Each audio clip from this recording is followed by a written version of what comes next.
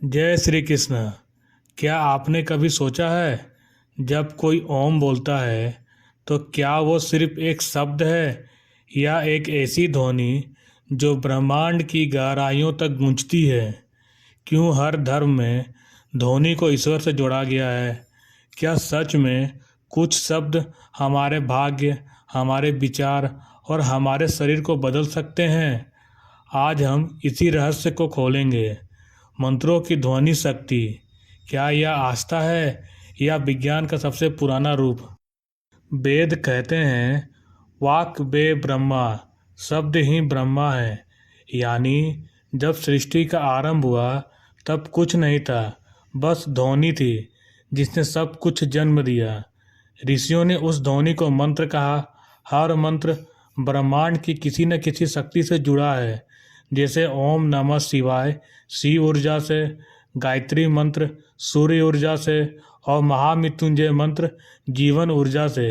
क्योंकि ये सिर्फ धार्मिक भावना थी या ध्वनि तरंगों की वैज्ञानिक शक्ति। आधुनिक विज्ञान ने पाया है कि हर ध्वनि की एक फ्रीक्वेंसी होती है। जब हम कोई मंत्र बोलते हैं तो वो तरंगे हमारे शरीर के सेल्स, नर्व्स और माइंड वेव्स को प्रभावित करती है।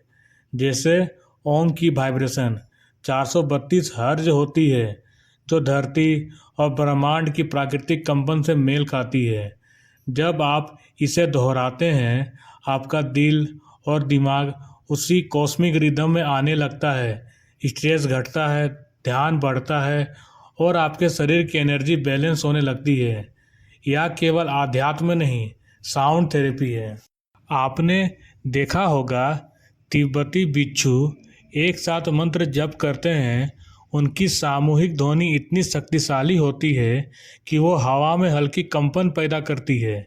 इसी तरह भारत के प्राचीन मंदिरों को ध्वनि विज्ञान के हिसाब से बनाया गया है।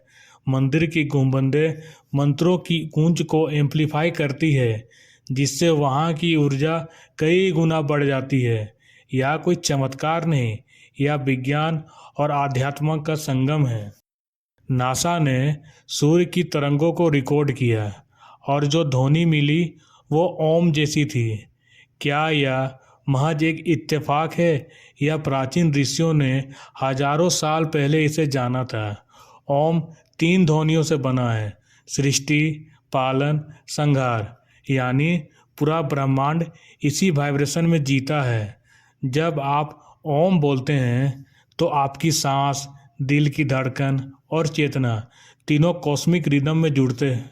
हर मंत्र तभी सक्रिय होता है जब उसके साथ तीनों तत्व हों, श्रद्धा, स्वर और संकल्प। गलत उच्चारण मंत्र की शक्ति को निष्क्रिय कर देता है। इसलिए प्राचीन गुरुकुलों में ध्वनि विज्ञान सिखाया जाता था। हर अक्षर का एक सटीक कंपन होता है, जो अगर सही ढंग से बोला जाए तो आपके आसपास की ऊर्जा बदल सकता है। यानी मंत्र केवल बोलने के लिए नहीं है, बल्कि अनुभव करने के लिए है। आज क्वांटम फिजिक्स भी कहती है, एवरीथिंग इज वाइब्रेशन। हर चीज़, चाहे वो पत्थर हो, विचार हो या आत्मा, सब एक कंपन है। मंत्र उसी वाइब्रेशन को सिंक्रोनाइज करने की तकनीक है। यह ब्रह्मांड की सबसे पुरानी फ्रीक्वेंसी इंजीनियरिंग है।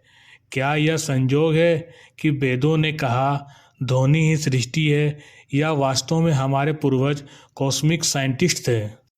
मंत्र कोई अंधविश्वास नहीं, ये वो विज्ञान है जो शब्दों को ऊर्जा में बदल देते हैं।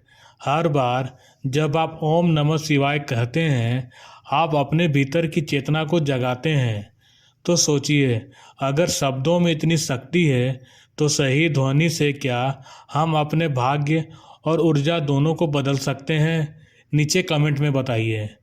क्या आपने कभी किसी मंत्र की शक्ति को महसूस किया है? अगर यह वीडियो आपको ज्ञानवर्धक लगा तो लाइक करें, अपने दोस्तों के साथ शेयर करें और ऐसे ही रहस्यमय ज्ञान के लिए सब्सक्राइब करें द अननोन पाथ, क्योंकि सत्य की राह अज्ञात नहीं, बस अनदेखी है।